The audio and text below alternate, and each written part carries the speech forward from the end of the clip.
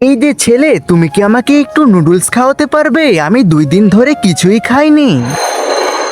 আরে এই ছেলেটা কত অহংকারী। এই যে দাদিমা, আপনি আমার সাথে আসুন।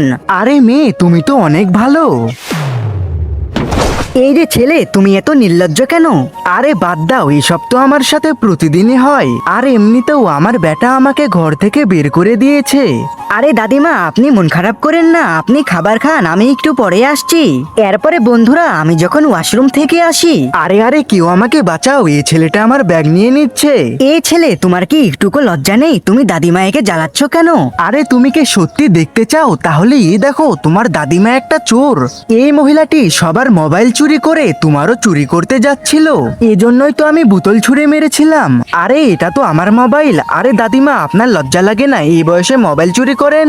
এরপরে বন্ধুরা, আমি মেয়েটাকে মোবাইল দিয়ে সেখান থেকে চলে গেলাম। আরে কে আমাকে কল দিলো? হ্যালো।